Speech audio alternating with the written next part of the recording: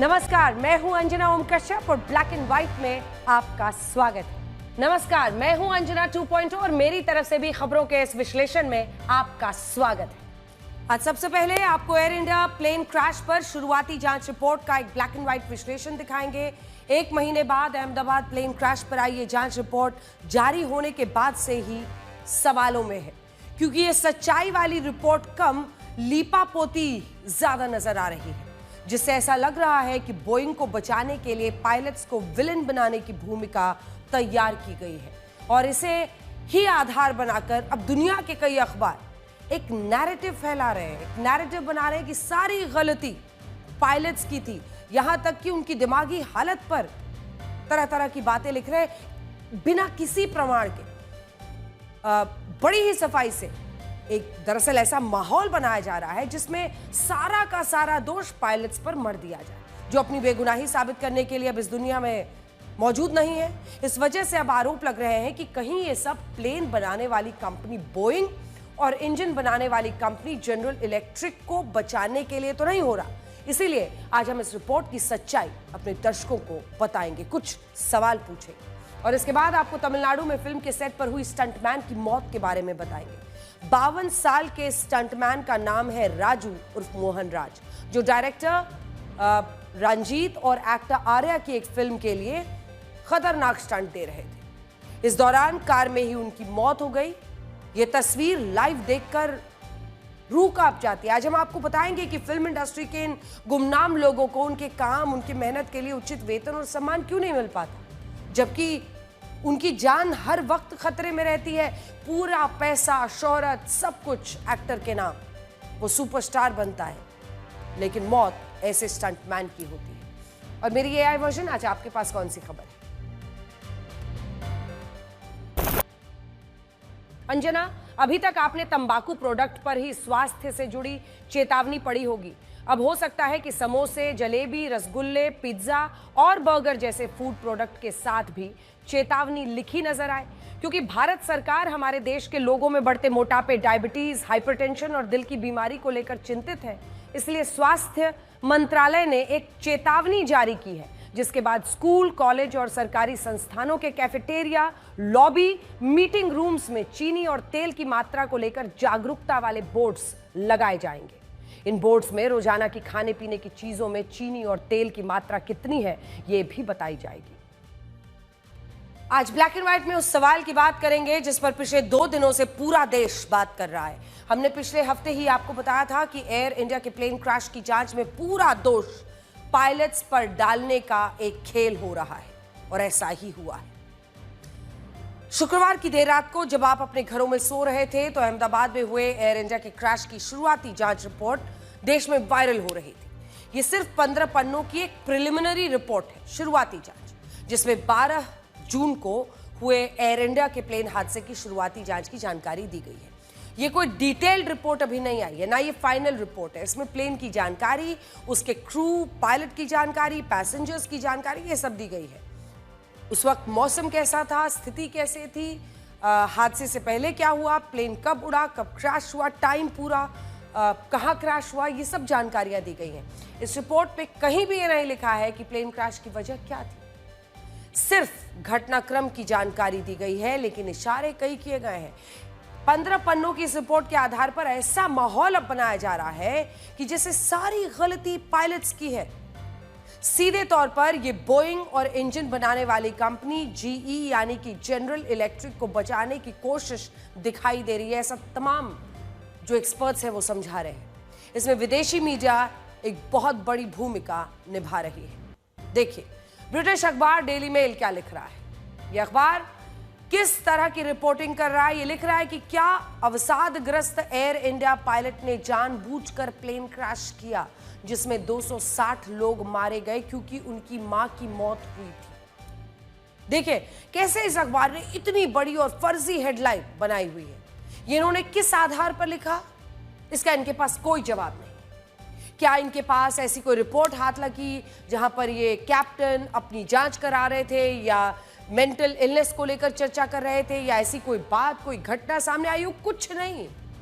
इन्होंने सीधा कैप्टन सुमित सबरवाल के कुछ दोस्तों से बात की है और उसके आधार पर लिखा है कि उनकी माताजी का देहांत हुआ था, जिसकी वजह से वो शोकग्रस्त थे और कुछ दिन पहले उन्होंने मेडिकल लीव भी ली थी।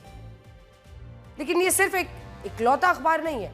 आप सोचिए कि कुछ दोस्तों से बात करने के बना पर कि उनकी माताजी की मौत हुई थी, सीधा एक पायलट को सुसाइडल, और ये सिर्फ अपनी मौत की बात नहीं है, जो ये कह रहे हैं, ये तमाम अखबार कह रहे हैं, उसके मुताबिक क्या पायलट इतने सारे लोगों की एक साथ जान लेना चाहते थे? ये बहुत गंभीर बात है। और ये देखिए, ये सिर्फ एक इकलौता अखबार नहीं है जो ऐसा लिख रहा है। ब्रिटेन का ही एक और अखबार है द टेलीग्राफ, देखिए वो क्या दावा कर रहा है। इसने भी हेडलाइन बनाई है कि मेंटल हेल्थ के दावों के बाद एयर इंडिया के पायलट के रिकॉर्ड्स की जांच की गई। ये अखबार क्या कहना चाहता है, कितनी बड़ी बात की तरफ इशारा कर रहे हैं। इस तरह के फर्जी दावे आखिर क्यों कर रहे हैं जिनका कोई आधार अभी तक नहीं?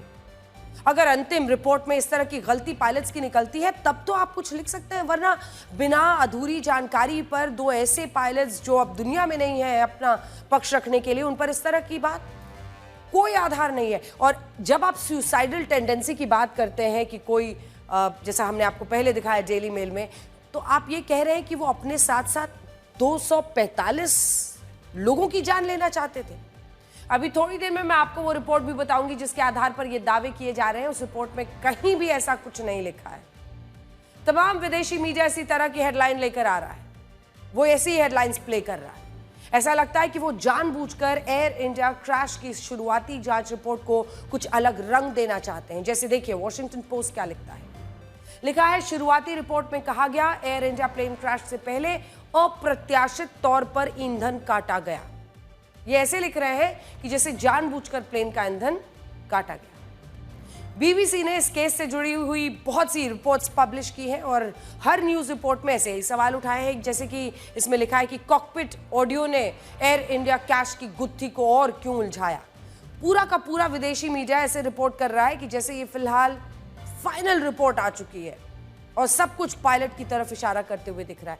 पूरी तरह से कोशिश हो रही है कि सारा का सारा दोष इन दो पायलट्स पर भर दिया जाए, जो अपनी बेगुनाही साबित करने के लिए अब इस दुनिया में मौजूद भी नहीं है। ऐसे आरोप लग रहे हैं कि ये पूरी कोशिश प्लेन बनाने वाली कंपनी बोइंग और इंजन बनाने वाली कंपनी जनरल इलेक्ट्रिक को बचाने के लिए हो रहा है। अब आपको यह भी बताते हैं कि इस रिपोर्ट में ऐसा क्या लिखा है जिसकी वजह से विदेशी मीडिया को अपना एक एजेंडा चलाने का मौका मिल रहा है, वक्त मिल रहा है। हम आपको बता चुके हैं कि रिपोर्ट सिर्फ 15 पन्नों की है। इसमें हादसे पर अभी तक की जानकारियों के हिसाब से ही सब कुछ लिखा हुआ है। 12 जून 2025 को एयर इंडिया का बोइंग 7878 एयरक्राफ्ट सुबह 11:17 पर दिल्ली से अहमदाबाद एयरपोर्ट पर पहुंचा। रिपोर्ट में लिखा है कि इसी एयरक्राफ्ट को अहमदाबाद से लंदन जाना था। दोनों ही पायलट्स मुंबई के थे, इसीलिए एक दिन पहले ही अहमदाबाद पहुंच गए थे। उन्होंने फ्लाइट से पहले अच्छी तरह से आराम किया था।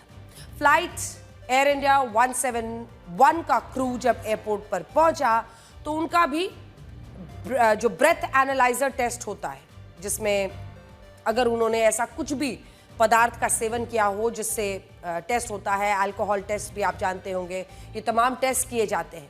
ये ब्रेथ एनालाइजर टेस्ट किया गया, उन्हें फ्लाइट ऑपरेट करने के लिए फिट पाया गया। क्रू बोर्डिंग गेट पर दोपहर 12:35 पर पहुंचा, जो सीसीटीवी में भी दिख रहा है। रिपोर्ट में लिखा है कि विमान में 54,200 किलो का फ्यूल था। विमान का वजन 2,13,401 किलो था, जो लिमिट में था। विमान में कोई भी खतरनाक सामान मौजूद नहीं था। रिपोर्ट में लिखा है कि विमान ने 180 नॉट्स की स्पीड अचीव की और तुरंत इंजन 1 और इंजन 2 का फ्यूल कट ऑफ स्विच सिर्फ 1 सेकंड के गैप में रन से कट ऑफ पोजीशन पर आ गए। रन मतलब आप बढ़ सकते हैं आगे, कट ऑफ मतलब सप्लाई कट, जिसकी वजह से इंजन की फ्यूल सप्लाई रुक गई। कॉकपिट वॉइस रिकॉर्डिंग में दोनों में से कोई एक पायलट ये कहता हुआ सुनाई दे रहा है कि तुमने स्विच क्यों बंद किया। दूसरे पायलट ने जवाब दिया कि मैंने ऐसा नहीं किया है। और इसके बाद जब प्लेन स्विच जाने लगा तो पायलट की तरफ से मेडे मेडे मेडे का कॉल दिया गया। हम दोनों पायलट्स की तस्वीर इस वक्त दिखा सकते हैं अपने दर्शकों को, ताकि हम ये बता सकें कि कॉकपिट में जो वॉइस रिकॉर्डर में दोनों के बीच की बातचीत हुई है उसमें एक पायलट दूसरे पायलट से कह रहे हैं कि क्या तुमने फ्यूल स्विच कट ऑफ किया है, और वो कह रहा है मैंने नहीं किया है। जो दो पायलट्स पर इस तरह के आरोप लग रहे हैं, अगर उनमें से कोई एक भी जानबूझकर ये कर रहा होता तो फिर वो ऐसी बातचीत क्यों होती। देखिए, रिपोर्ट में ये भी लिखा है, आखिर वो क्यों पूछता। अगर मान लीजिए पायलट सुमित सभरवाल हो या क्लाइव कुंदर हो, वो इस तरह की बात फिर क्यों करते, क्यों पूछते। देखिए, रिपोर्ट पे ये भी लिखा है कि फ्लाइट पाथ के आसपास कोई भी बर्ड एक्टिविटी देखने को नहीं मिली है। इसी रिपोर्ट के आधार पर पायलट्स पर आरोप लगाए जा रहे हैं और विदेशी मीडिया अपना एजेंडा चला रहा है, या यूं कहे कि विदेशी मीडिया को अपना एजेंडा चलाने का मौका मिल रहा है, जिनकी रिपोर्ट देखकर ऐसा लग रहा है कि जैसे वो एयरक्राफ्ट और इंजन बनाने वाली कंपनियों के पेरोल पर काम कर रहे हैं। ऐसे अनेकों लोग हैं जो सोशल मीडिया पर जगह जगह पर सारा का सारा दोष जानबूझकर मढ़ रहे हैं।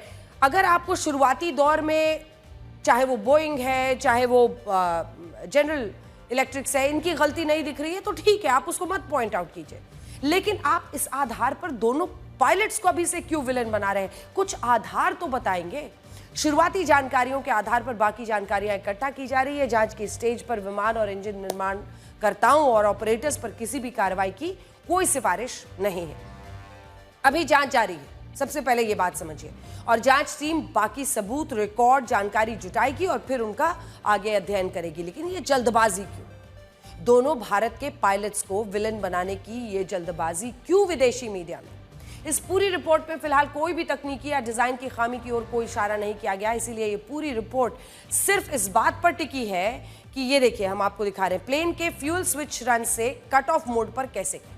आप ये जो वीडियो देख रहे हैं, ये ऐसे ही किसी विमान के अंदर का वीडियो है।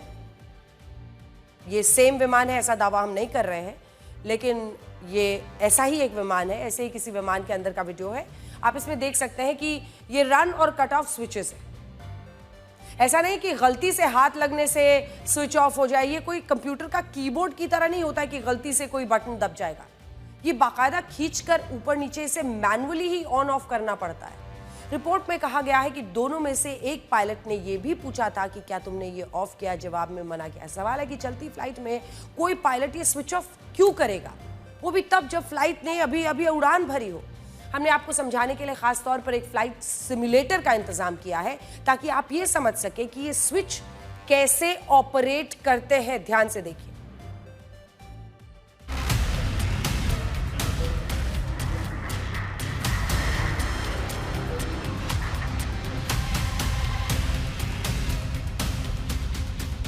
हम इस समय जिस तरीके का एक बोइंग का कॉकपिट होता है, कैप्टन आलोक के साथ उसी कॉकपिट में बैठे हैं समझने के लिए कि आखिरकार ये स्विच की कहानी क्या है। कैप्टन आलोक, सबसे पहले तो आपसे जानना चाहेंगे कि जो स्विचेस की बात हो रही है, क्योंकि घूम फिरकर कहानी पहुंचती है कि वो पायलट ने दूसरे पायलट से पूछा कि क्या तुमने इसको रन से कट ऑफ पे किया। पूरे सिस्टम के अंदर वो स्विचेस कौन से होते हैं? ये एयरबस का कॉकपिट है और इसमें ये फ्यूल कट ऑफ स्विच है। ये इंजन नंबर 1 का, ये इंजन नंबर 2 का। अगर आप देख सकते हैं तो अभी ऑन पोजीशन में है, जो कि इसकी रन पोजीशन में है। अगर हम इनको पीछे लेके आ जाएंगे तो ये ऑफ पोजीशन में आ जाएंगे। यही दोनों स्विचेस होते हैं। तो ये इंजन 1 साफ इस पे लिखा हुआ है इंजन 1, ये है इंजन 2, इस पे साफ लिखा हुआ है इंजन 2। ऊपर की तरफ ऑन और नीचे की तरफ ऑफ। तो इसका मतलब है कि कहीं पर भी गलती होने की गुंजाइश कि कोई ऐसा छोटा सा बटन हो, ऐसा नहीं था। बहुत प्रोमिनेंट मार्किंग्स होती हैं इस स्विच को लेके। जी मैम। और दूसरी चीज, इसमें एक सेफ्टी मैकेनिज्म होता है कि ऐसा नहीं है कि किसी के हाथ लगने से या गलती से ही पीछे आ जाए। अगर आप देखें तो अगर हम इसको पुश भी करने की कोशिश करेंगे तो ये अपने आप पीछे नहीं आ सकते। सेफ्टी मैकेनिज्म ये होता है कि ये स्प्रिंग लोडेड होते हैं। जब तक आप इनको उठा करके और फिर नहीं लेके आएंगे, अगर इंटेंशनली नहीं लेके आएंगे तो ये गलती से नहीं आ सकते। गलती से नहीं आ सकता। तो ये जो है एक बहुत बड़ी बात है कि गलती की अगर बात करें तो एक मैकेनिज्म इन स्विचेस के अंदर होता है। तो मैं कोशिश करके देखती हूं, मैं अगर इंजन 2 को सिर्फ हाथ लगा के कोशिश करूं कि ये किसी तरीके से पीछे हो जाए, यानी कि ऑन से ऑफ हो जाए, तो ये नामुमकिन है। और इंजन 1 की भी कोशिश करूं तो सेफ्टी मैकेनिज्म ऐसा है कि आप इसको गलती से, अगर ये कहा जाए कि आपने गलती से कर दिया, तो ये गलती पॉसिबल नहीं है, तो इसको खींच के हमको पीछे की तरफ करना पड़ेगा। जी बिल्कुल, आप देखेंगे, आप इसको मैंने उठाया पुल करके और आप पीछे लेके आए तो अब पीछे, तो ये जो engine- हमें अब आप ये देख जो सकते गिरता हैं हुआ यहाँ पे नजर आ रहा है इंजन पैरामीटर्स डाउन हो रहे हैं जी, क्योंकि इंजन शट ऑफ हो गया, तो जी। फ्यूल फ्लो सब कुछ, और ये टोटली अब उस तरफ का डिसेंट engine- की तरफ आने लग गया है। जी जी अगर मैं दूसरे वाले के साथ भी करूं तो दूसरा पैरामीटर भी गिरने लगेगा। बिल्कुल बिल्कुल। इसीलिए हमने सिमुलेटर पर ये आपके लिए कराया। देखिए रिपोर्ट में कहीं भी ये नहीं, अगर आप देखिएगा जिस तरह से दिखा रहे हैं वहां पर, बहुत आसान नहीं है कि इसको आप गलती से नीचे कर दें। कोई भी पायलट ऐसा क्यों करेगा? अब रिपोर्ट पर आइए। रिपोर्ट पे कहीं भी ये नहीं लिखा है कि इस दुर्घटना का कारण क्या है। ये बहुत छोटी रिपोर्ट है, 15 पेजेस की है। वैसे ही इतने बड़े हादसे की इन्वेस्टिगेशन एक महीने में पूरी हो नहीं सकती। ऐसी जांचों में कई महीने लगते हैं, साल लगता है। इसीलिए किसी भी नतीजे या निष्कर्ष तक पहुंचना जल्दबाजी होगी। लेकिन फिर भी ऐसा लगता है कि जैसे जानबूझकर ये सब किया जा रहा है। इसीलिए पायलट एसोसिएशन नाराज है। इंडियन कमर्शियल पायलट एसोसिएशन ने रिपोर्ट के बाद जिस तरह से दोनों पायलट्स पर पूरा दोष मढ़ने की तैयारी हो रही है, इस पर सख्त आपत्ति जताई है। एसोसिएशन का कहना है कि इस घटना के बाद जिस तरह का नैरेटिव मीडिया पब्लिक डिस्कोर्स में चल रहा है, इससे हम क्षुब्ध है। खासतौर पर पायलट के सुसाइड की जो फालतू बातें की जा रही हैं, हम साफ करना चाहते हैं कि स्टेज पर ऐसे दावों का कोई आधार नहीं है। और यही बात हम भी दोहरा रहे हैं कि अगर आप इस रिपोर्ट के मुताबिक सीधा सीधा बोइंग या जीई पर आरोप नहीं लगा सकते हैं, तो उसी आधार पर जब कोई भी सीधी बात, कोई भी प्रमाण नहीं है, तो आप पायलट्स को दोषी बताने की जल्दबाजी क्यों कर रहे हैं? पायलट की बहुत गंभीर साइकोलॉजिकल और प्रोफेशनल स्क्रीनिंग होती है, ट्रेनिंग होती है। बिना किसी सबूत के ये कहना कि ये पायलट का सुसाइड हो सकता है, ये पूरी तरह से नैतिक रिपोर्टिंग के सिद्धांतों का उल्लंघन है। यही तो हम भी पूछ रहे हैं कि रिपोर्ट में तो ऐसा कुछ भी नहीं लिखा है, तो फिर ये दावा किस आधार पर? क्या पायलट को बिना सबूत दोषी ठहरा रहे हैं, जानबूझकर कर रहे हैं? और फिर सवाल उठता है कि आपका एजेंडा क्या है। और सवाल यह भी उठता है कि किसको बचाने की कोशिश है। और सवाल यह भी उठता है कि क्या यह करोड़ों का खेल है। रिपोर्ट में ना तो टेक्निकल एनालिसिस पेश किया गया, ना ही यह बताया गया कि स्विच कैसे ऑफ हुए। रिपोर्ट में ना तो फुल ट्रांसक्रिप्ट है, ना फ्लाइट डेटा का स्पष्ट जिक्र है, ना कोई तकनीकी सिफारिश है। जबकि इथियोपियन एयरलाइंस के हादसे में फुल ट्रांसक्रिप्ट, डेटा, सुधार की सिफारिशें शामिल थी। इंजन बंद क्यों हुए, कब हुए, यही बात लोग जानना चाहते हैं। लेकिन रिपोर्ट में इसका जवाब नहीं है। रिपोर्ट में पायलट की गलती का इशारा है, लेकिन कोई साफ सबूत नहीं है। रिपोर्ट में ना फुल ऑडियो है, ना वीडियो है, ना टेक्निकल जांच है। जाहिर तौर पर रिपोर्ट के आधार पर वेस्टर्न मीडिया पायलट्स को बिना सबूत कटघरे में खड़ा कर रही है, जबकि हर कोई एक्सपर्ट यही कह रहा है कि सिर्फ शुरुआती जांच रिपोर्ट के आधार पर पायलट्स को पूरे हादसे का जिम्मेदार ठहराना बिल्कुल सही नहीं है। और जब आप सुसाइड जैसी बात का हिंट करते हैं, तो समझिए कि आप सुसाइड नहीं, 245 लोगों की जान लेने की बात कर रहे हैं। क्योंकि पायलट को एहसास है कि अगर वो प्लेन को गिराएगा तो बाकी लोगों के साथ क्या होगा। सुनिए। एक एक्सपीरियंस पायलट जो 787 को जानता है, जो ड्रीमलाइनर को जानता है बोइंग के, उसको होना चाहिए था उसमें। और ये जो रिलीज हुई है, ये रिलीज होना डिस्क्रिप्शन गवर्नमेंट का है। प्रिलिमिनरी रिपोर्ट हर वक्त रिलीज नहीं होती है, और इस बार अगर और कंट्रीज में भी रिलीज हो चुकी है, तो इसमें कोई ना इंटरनेशनल सिविल एविएशन ऑर्गेनाइजेशन का भी डायरेक्टिव नहीं है। उसमें खाली ये है कि 1 महीने में एक प्रिलिमिनरी रिपोर्ट आनी चाहिए। तो ये जो पब्लिक को रिलीज की है, ये एक डिस्कशन है, इस पर कोई टिप्पणी नहीं हो सकती। प्रिलिमिनरी रिपोर्ट जो है वो फाइनल रिपोर्ट से बिल्कुल डिफर कर सकती है।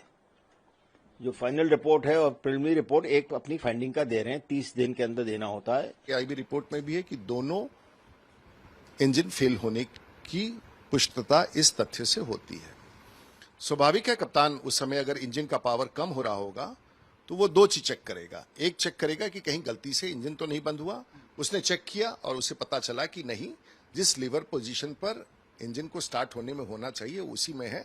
इसलिए उसमें जो संवाद उसका अपने सह कप्तान से था, वो चेक कर लेता, वो नहीं है।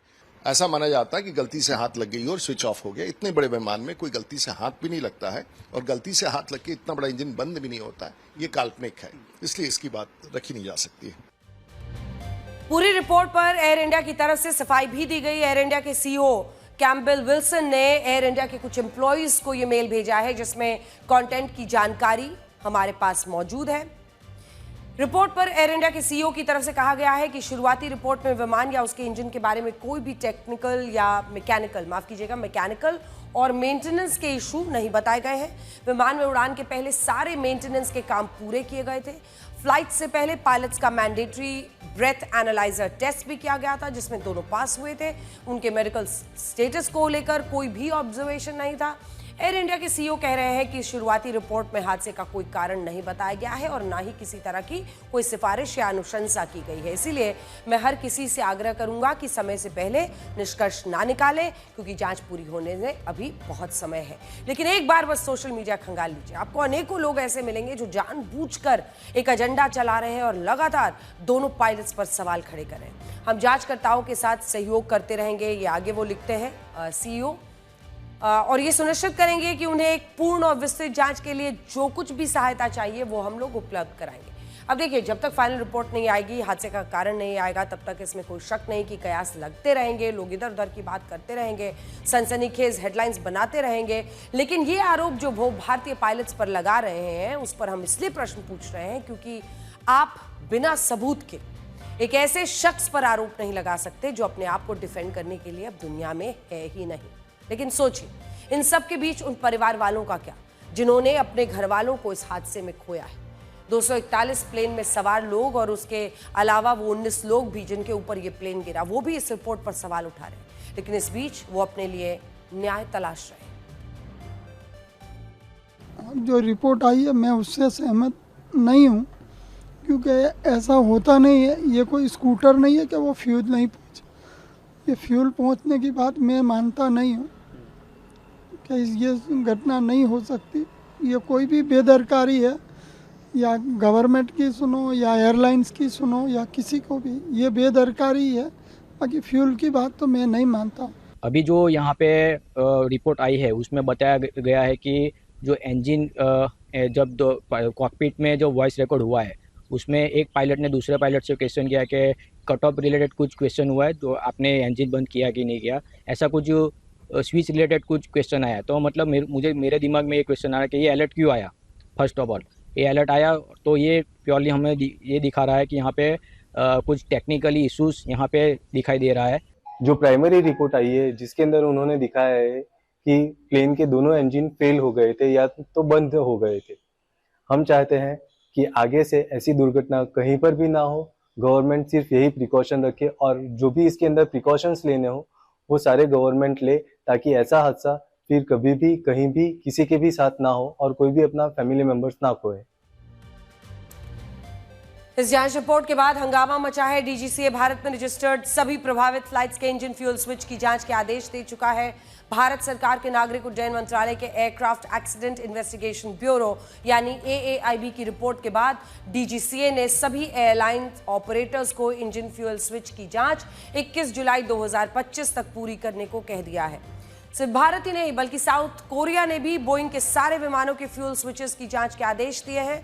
अब पूरी दुनिया में ये सवाल उठ रहा है कि क्या किसी प्रोग्रामिंग की गड़बड़ी की वजह से ये स्विच रन से कट ऑफ मोड में भी जा सकते हैं, जैसा कि इस केस में हुआ है, जिसकी वजह से इंजन को फ्यूल की सप्लाई मिलनी बंद हुई और विमान हादसे का शिकार हुआ। वो कौन सी वजह है जिसकी वजह से स्विच नीचे गिर जाता है और रन से कट ऑफ पर पहुंच जाता है, जिसकी वजह से इतने सारे लोगों की जान गई। बहरहाल इस खबर पर हमारी नजर रहेगी।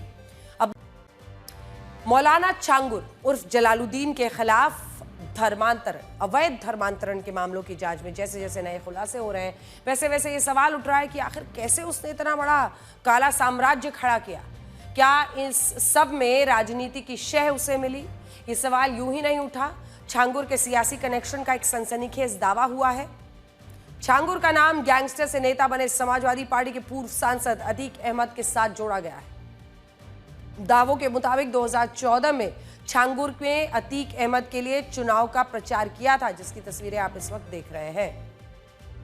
छांगुर का गांव यूपी के बलरामपुर में है, लेकिन उसने श्रावस्ती लोकसभा के मुस्लिम बहुल इलाकों में जाकर अतीक अहमद के लिए प्रचार किया, मंच साझा किया, उसके लिए लोगों से वोट मांगा।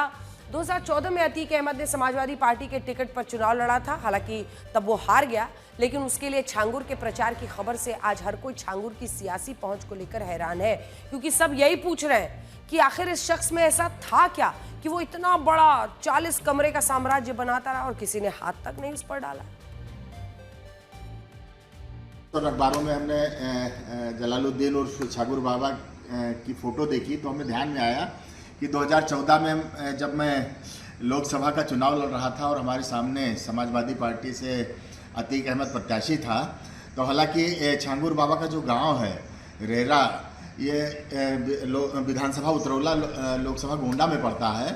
तो ये लोगों ने बताया कि जो है अपने क्षेत्र में प्रचार प्रसार न करके बड़े माफिया अतीक अहमद के साथ जो है चुनाव में पूरी तरह से इंगेज था, कई जगह मंच भी साझा किया और ख़ास तौर से जो है मुस्लिम बाहुल क्षेत्रों में जो है अतीक अहमद के प्रचार प्रसार का पूरा जिम्मा इसने ले रखा था। अगर वाकई छांगुर का कनेक्शन अतीक अहमद के साथ था तो ये छोटी बात नहीं है। अतीक अहमद को 2023 में तब मार दिया गया था जब वो कस्टडी में था। अतीक अहमद की हत्या को लेकर यूपी से लेकर देश की सियासत में तूफान उठा था। अतीक के खिलाफ हत्या, अपहरण, लूटमार जैसे कई संगीन मामले दर्ज थे, लेकिन अखिलेश यादव से लेकर असदुद्दीन ओवैसी जैसे बड़े नेताओं ने इस पर हंगामा किया। मामला संसद तक में उठा। राजनीति ने सिर्फ इसीलिए अतीक हत्याकांड पर सवाल नहीं उठाया कि वो कस्टडी में मारा गया, बल्कि ये कहकर हंगामा हुआ कि एक पूर्व सांसद को मारा गया। कुछ लोगों ने तो ये भी कहा कि वो मुसलमान था इसलिए मारा गया। देखिए कैसे अतीक अहमद हत्याकांड में राजनीति का तूफान आया था। अध्यक्ष महोदय, किसने नहीं देखा कि टीवी पे चलते हुए लोगों की जान ले ली गई? लाइव देखा है सबने। ये कहां का न्याय है?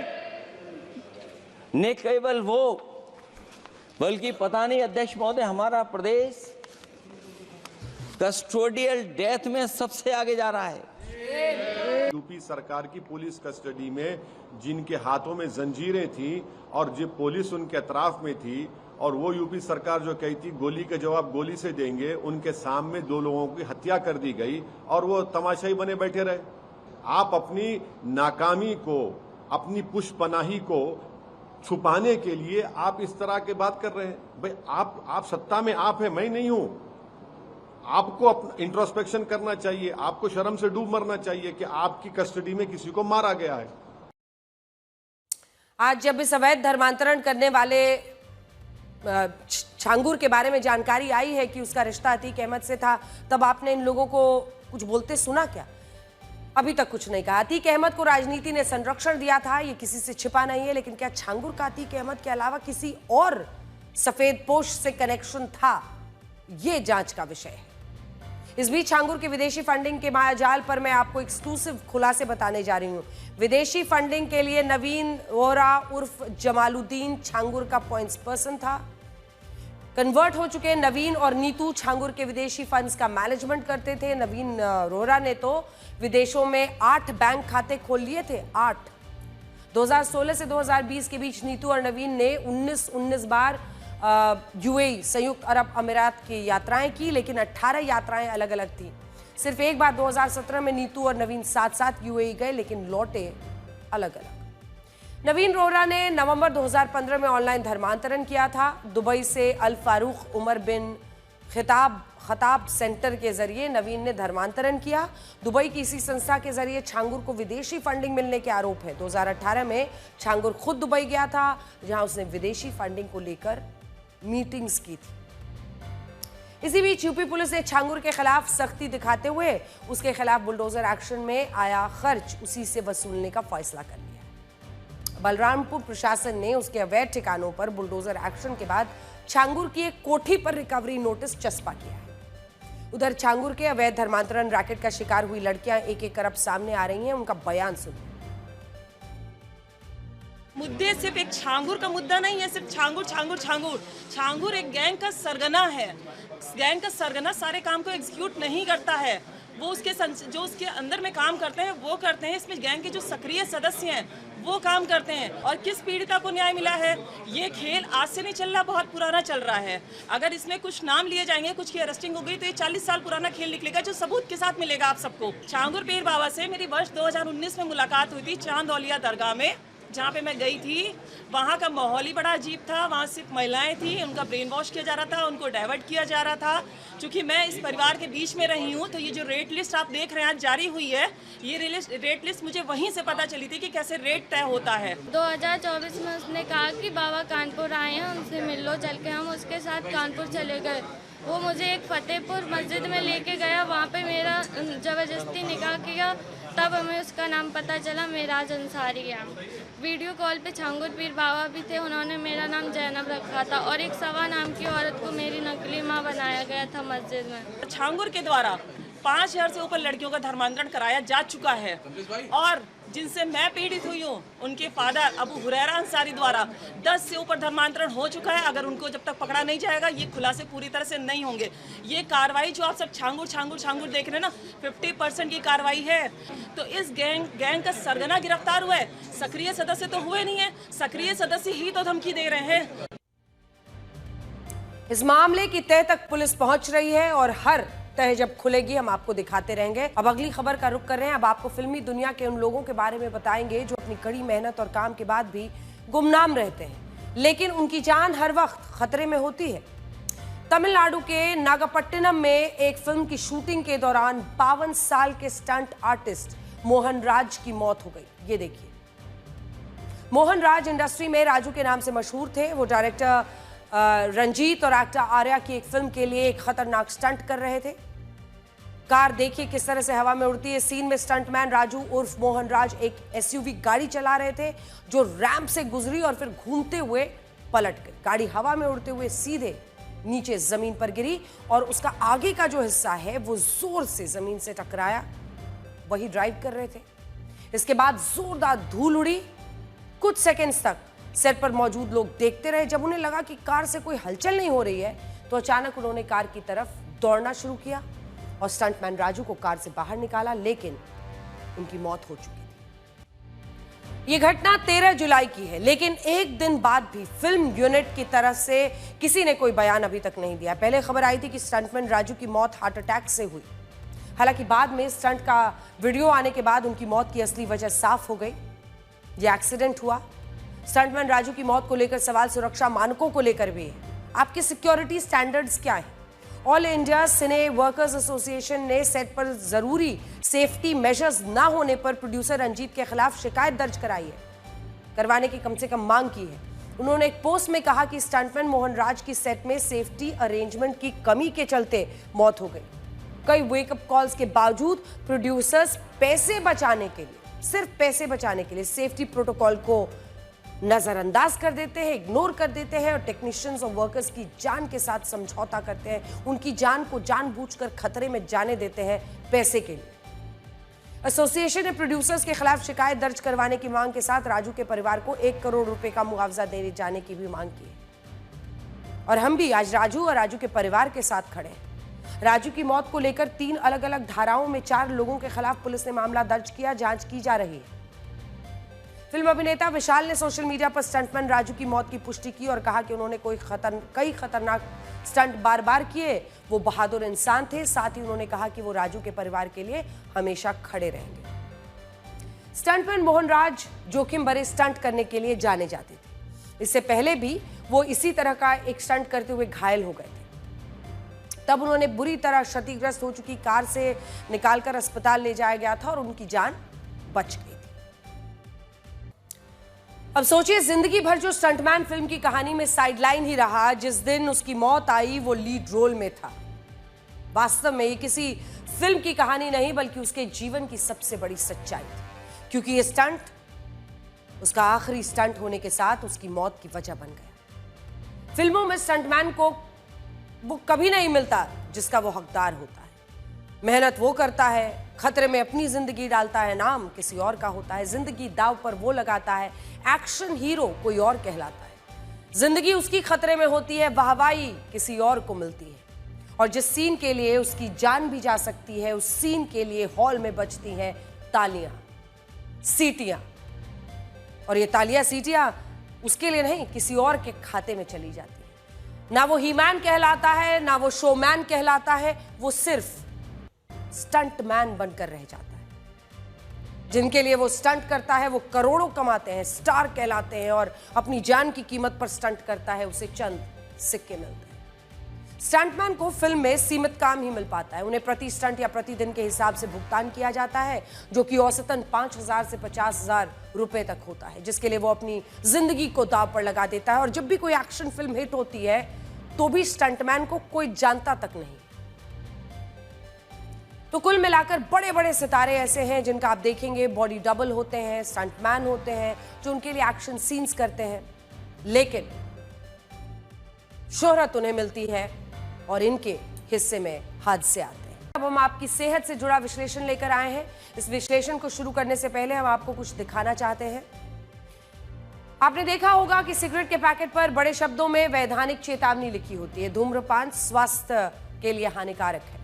सिगरेट के कुछ पैकेट्स पर यह भी लिखा होता है कि धूम्रपान से कैंसर जैसी बीमारी हो सकती है। सारी चेतावनियां सिगरेट पीने वालों को सावधान करने के लिए लिखी जाती हैं ताकि वो अपनी सेहत से खिलवाड़ ना करें और जल्दी से जल्दी स्मोकिंग छोड़ दें। ये वैधानिक चेतावनी लोगों को समझाने का तरीका है कि सिगरेट आपके लिए खतरनाक है।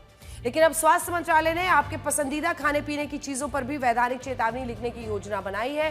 वही चीजें हैं जो लगभग हर भारतीय रोज नहीं तो कम से कम सप्ताह में तो एक बार खा ही लेते हैं। जल्दी ही आपको समोसा, जलेबी, पिज्जा और बर्गर जैसे चीजों पर वैधानिक चेतावनी लिखी हुई मिलेगी। समोसे के ऊपर लिखा होगा समोसा स्वास्थ्य के लिए हानिकारक है। जलेबी पर लिखा होगा जलेबी से डायबिटीज हो सकता है। पिज्जा बर्गर पर लिखा होगा पिज्जा बर्गर से मोटापा का खतरा है।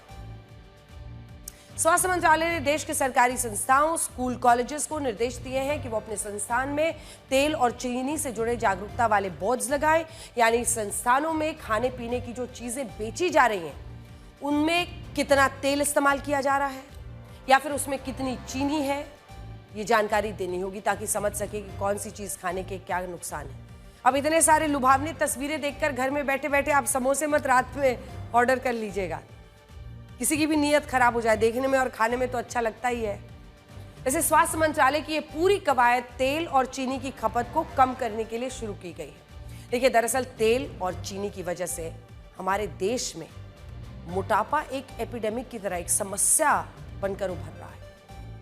नेशनल फैमिली हेल्थ सर्वे 2019-2021 की एक रिपोर्ट के मुताबिक शहरों में हर 5 में से 1 व्यक्ति मोटापे का शिकार है। 1/5,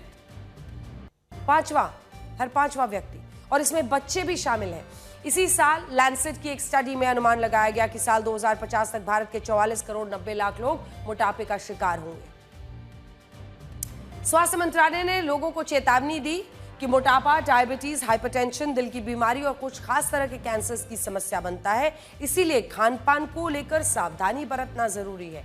इसीलिए स्वास्थ्य मंत्रालय ने स्कूल, कॉलेज, सरकारी संस्थानों के कैफेटेरिया, लॉबी, मीटिंग रूम्स में चीनी, तेल की मात्रा को लेकर जागरूकता वाले बोर्ड्स लगाने के निर्देश दिए। जिस तरह से सिगरेट के डिब्बों पर वैधानिक चेतावनी लिखी जाती है कि आपकी सेहत के लिए खतरनाक है, ठीक वैसे ही कैफेटेरिया के बोर्ड्स में खाने पीने की चीजों में चीनी और तेल की मात्रा कितनी है ये बताई जाएगी। स्वास्थ्य मंत्रालय की ये जो पूरी पहल है, प्रधानमंत्री नरेंद्र मोदी की उस अपील का असर है जिसमें उन्होंने देशवासियों से चीनी और तेल में 10% की कटौती करने के लिए कहा था। अब हम आपको AI से तैयार की गई एक तस्वीर दिखाते हैं। ये तस्वीर देखकर आप तय कीजिए कि आप किस श्रेणी में खुद को देखना चाहते हैं। एक श्रेणी उन मोटे लोगों की है जो समोसे, जलेबी, कचौरी, रसगुल्ले, पकौड़े, पिज्जा, बर्गर और तरह तरह के चीनी वाले कोल्ड ड्रिंक्स, और दूसरी श्रेणी है उन फिट लोगों की जो तेल और चीनी की कम मात्रा का इस्तेमाल करते हैं, हरी सब्जियां, प्रोटीन, विटामिन से भरपूर चीजें खाते हैं। आप दोनों की सेहत में अंतर देख सकते हैं। ये लगभग तय है कि मोटापे से ग्रस्त व्यक्ति को डायबिटीज और हाइपरटेंशन जैसी बीमारियां होने की भी आशंका बहुत ज्यादा बढ़ जाती है। आपको फैट से फिट बनाने के लिए ही स्वास्थ्य मंत्रालय खाने पीने की हर उस चीज का हिसाब किताब दे रहा है जिसमें ज्यादा मात्रा में फैट यानी वसा और चीनी मौजूद है। एक व्यक्ति को पूरे दिन में ज्यादा से ज्यादा 30 ग्राम तक तेल खाना चाहिए, 30 ग्राम्स। लेकिन जब आप एक समोसा खाते हैं तो 17 ग्राम वसा आपके पेट में जाता है, जो 2 समय से खाते हैं तो पूरे तेल की तय सीमा खत्म। अगर आप पिज्जा से 4 स्लाइस खाते हैं पिज्जा के, तो 40 ग्राम फैट एक बार में कंज्यूम करते हैं। मतलब फैट यानी वसा की जो तय सीमा है उसको आप पार कर चुके हैं। इसी तरह से एक बर्गर खाने में आप 31 ग्राम फैट कंज्यूम कर लेते हैं। अब आपको तय करना है। स्वास्थ्य मंत्रालय इसी तरह से रोजाना खाए जाने वाले अलग अलग फूड आइटम्स में जो फैट की मात्रा बताने वाले बोर्ड्स हैं उसको लगाने के लिए कह चुका है, ताकि लोगों को पता रहे कि वो खा क्या रहे हैं और ये तेल कितना है उस चीज में जिसको वो खा रहे हैं और वो उनके लिए कितना हानिकारक है। ठीक ऐसे ही एक व्यक्ति को चीनी कितना, दिन भर में 25 ग्राम, लेकिन जैसे ही आप एक गुलाब जामुन खा लेते हैं वैसे ही आपके शरीर में 32 ग्राम चीनी चली गई, यानी तय सीमा को आप पार कर चुके। एक 300 मिलीलीटर की कोल्ड ड्रिंक में 32 ग्राम चीनी है। करीब 100 ग्राम जलेबी में भी 8 चम्मच चीनी है। एक आइसक्रीम कोन में करीब 3 चम्मच चीनी है। तो आप सोचिए कि कहा तो आपको पूरे दिन में 25 ग्राम ही चीनी खानी थी, लेकिन एक बार में कोल्ड ड्रिंक एक पीकर, थोड़ा जलेबी खाकर कई गुना ज्यादा चीनी आप कंज्यूम कर चुके हैं। और जितनी एक्स्ट्रा आप खाएंगे वो सब धीरे धीरे आपकी बॉडी में फैट बन के स्टोर होगा, और यही सब चीजें आपकी सेहत पर बुरा असर डाल रही हैं। समोसा जलेबी एक सिंबॉलिक है। हर लेफ्ट राइट, हमारे हर चौक, हर पार्टी, हर घर पे फंक्शन, हर बर्थडे, सब जगह समोसा आता है। तो समोसा हो या कचौरी है या कोई भी तली चीज़ हो, यह समोसा एक सिंबल है। अगर 10 चीज़ों को नाम तो बता नहीं सकते थे वो, जलेबी अभी हमें सिंबॉलिक है। कोई भी अच्छा फंक्शन रहा, कोई भी अच्छा सेलिब्रेशन रहा, तो जलेबी हमारा नेशनल फूड जैसा ही है। वो सिंबॉलिक है। वो अल्टीमेटली फैट और रिफाइंड शुगर, ये हमें अगेंस्ट इन चीज़ों की हमारी वॉर है। ओबेसिटी एक नया प्रॉब्लम हो रहा है। जंक फूड का जो कुछ एक नया हमारे यहाँ फंडा निकला है, तो जंक फूड के कारण भी बहुत सारे ओबेसिटी के प्रॉब्लम्स हैं। पर ओबेसिटी सिर्फ ओबेसिटी नहीं होती, उसके साथ साथ बहुत सारे आजारों को अपने आमंत्रण देती है, जिसके कारण हम लोग बहुत ही हेल्थ के सभी प्रॉब्लम से जुड़ते रहते हैं। तो प्रधानमंत्री जी का जो अपील है वो अपील बिल्कुल सही है। सबको लागू करना चाहिए, सारे देशों प्रदेशों में लगना चाहिए। इस तरह का खाने पीने वाली चीज़ों पे बहुत विशेष ध्यान देना चाहिए तो लोगों को, कि कैसे साफ सफाई है, कैसे खाने वाली चीज़ें हैं, उसको विशेष ध्यान रखें। तेल, रिफाइंड, ये सब है, इसमें मिलावटी बहुत आ रहा है, इसलिए इसको करना जरूरी था। मानक निर्धारित करना चाहिए। ये दुकानदारों के ऊपर डिपेंड है। ये दुकानदारों को अपने तो देखा, अब सवाल यह है कि क्या हम समोसा, जलेबी, पिज्जा, बर्गर पर स्वास्थ्य मंत्रालय की अपील को मानेंगे। सच है कि भारतीयों के दिन की शुरुआत ही पूरी कचौरी, समोसा, ब्रेड पकौड़े, जलेबी, रसगुल्ले, पराठे, छोले भटूरे से होती है। इसे बनाने में काफी मात्रा में तेल, चीनी का इस्तेमाल होता है। सोचिए ये सब खाने वाले भारतीय पतले कैसे होंगे। हम सबको पहल करनी होगी। एक अनुमान के मुताबिक भारत के लोग एक वर्ष में 21,000 करोड़ समोसे और करीब 34 करोड़ किलो जलेबी खा लेते हैं। यही नहीं, वो हर साल 35,000 करोड़ पराठे, 5,600 करोड़ प्लेट भटूरे, 14,000 करोड़ कचौड़ियां और 10,000 करोड़ ब्रेड पकौड़े खा जाते हैं।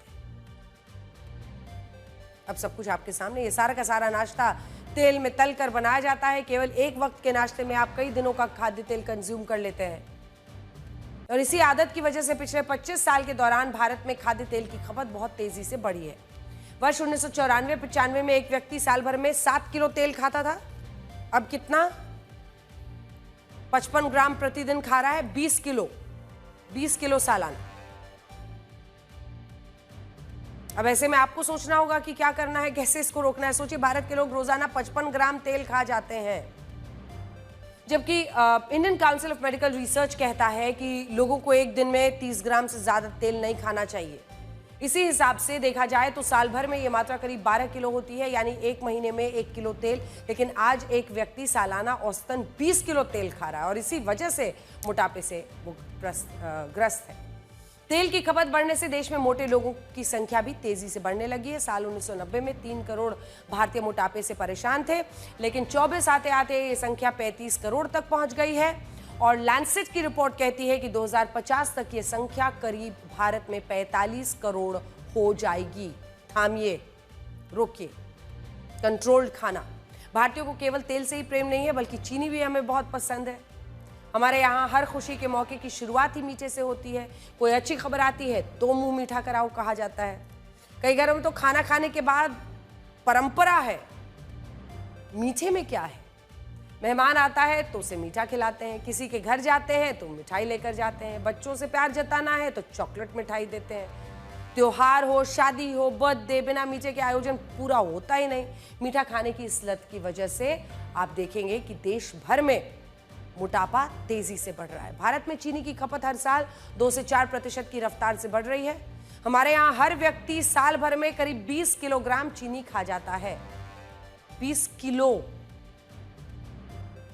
मीठा खाने की इस लत की वजह से Bharat diabetes capital of the world बन गया है। एक स्टडी के मुताबिक भारत में 10 करोड़ से ज्यादा डायबिटीज के मरीज हैं। यानी अगर भारतीय डायबिटीज मरीजों का एक देश बना दिया जाए तो जनसंख्या के हिसाब से वो दुनिया के 17वां बड़ी जनसंख्या वाला देश होगा। इसको फिर से सुनिए, अगर जितने डायबिटीज हैं के पेशेंट्स हैं, शिकार हैं, अगर उनको मिलाकर एक देश बनाया जाए तो जनसंख्या के हिसाब से वो दुनिया का 17वां बड़ी जनसंख्या वाला देश होगा, 17th पॉपुलेशन वाइज। हालात ये है कि हर साल भारत में 10 से 11% की रफ्तार से डायबिटीज के मरीज बढ़ रहे हैं। जिन्हें पहले से डायबिटीज है हम उनको भी सलाम करते हैं, क्योंकि ये कोई आसान रोग नहीं है। इससे जूझना पड़ता है, लड़ना पड़ता है, आपको खाने पीने में बहुत संयम रखना पड़ता है, आपको इंजेक्शन, दवाएं कई बार लेनी पड़ती हैं। लेकिन इससे बचे कैसे, ये बाकी लोगों के लिए। चलिए अब इसी के साथ एक अगली खबर का रुख करते हैं, थोड़ा मूड भी बदलेगा। अब हम इंडोनेशिया के 11 साल के बच्चे का एक डांस आपको दिखाएंगे जो इस वक्त पूरी दुनिया में ट्रेंडिंग है। 11 साल के रायान अरकान दीखा ने इस साल जनवरी में इंडोनेशिया के पाकू जलूर फेस्टिवल में एक बोट रेस के दौरान कुछ डांस के मूव्स दिखाए। अब ये डांस मूव पूरी दुनिया के सेलिब्रिटी कॉपी कर रहे हैं। रायन ने ये डांस बोट रेस के दौरान किया था, ये देखिए। अब आप मतलब इतना दिलचस्प है, बड़ा देखने में बड़ा सिंपल लग रहा है, लेकिन उन्होंने इतने जिसको कहते हैं वाइब के साथ इसे किया है कि ये देखिए दुनिया भर में लोग नकल कर रहे हैं। कोई अपनी कार में कर रहा है, कोई ऐसे नकली बोट बना के कर रहा है, कुछ फुटबॉलर्स कर रहे हैं फील्ड में, गराज में। इंडोनेशिया का पारंपरिक फेस्टिवल पाकू जालूर में होने वाली बोट रेस में जो लड़का बोट के सबसे आगे मौजूद होता है उसे तुकांग तारीख कहते हैं। ये देखिए, ये फुटबॉलर्स भी वही स्टेप कर रहे हैं और ये तुकांग तारीख की भूमिका में ये लड़का एक डांस के साथ क्या से क्या बन गया है, वायरल हो गया है। पूरे विश्व में उसकी चर्चा है, लोग स्टेजेस पर हर जगह परफॉर्मेंस में उसके डांस की नकल कर रहे हैं। ये जो तुकांग जारी की तारीख की भूमिका में ये लड़का है, ये देखिए, इसका अर्थ होता है डांसर। ये पारंपरिक वहां पर एक बोट रेस होता है। इस डांसर का काम होता है कि रेस में नाव की पतवार चलाने वाले खिलाड़ियों को प्रेरित करना, पूरी टीम का हौसला रखना डांस के साथ। इसी साल जनवरी में रायन का ये डांस वीडियो सबसे पहले सामने आया था और अब वो पूरी दुनिया में वायरल हो गया है। लोग रायन को ऑरा फार्मिंग किड कह रहे हैं। ऑरा फार्मिंग आजकल के जेन जी का एक स्लैंग है। इसका मतलब होता है कि किसी व्यक्ति का कोई ऐसा स्टाइल, डांस मूव या फिर डायलॉग ही कह लीजिए जो कि वायरल हो, उसका वायरल हो जाना, जिसे पूरी दुनिया फिर कॉपी करे। रायन का ये डांस ऑरा फार्मिंग बनकर पूरी दुनिया में फैल गया है। ये नई जनरेशन है, अपने स्टाइल में जीती है, अपने एटीट्यूड में जीती है और कई बार उन्हीं में से कोई एक बच्चा या कोई एक डांस मूव ऑरा फार्मिंग के जरिए पूरे विश्व में वायरल हो जाता है और उसकी खूब चर्चाएं होती हैं। कम से कम सबका मूड तो जरूर, स्पिरिट जरूर अपलिफ्ट होगा इसको देखकर। और ये जमाना झूठ की कदर करता है, उसे ही सच्चा मानता है जो इधर की उधर करता है। नमस्कार।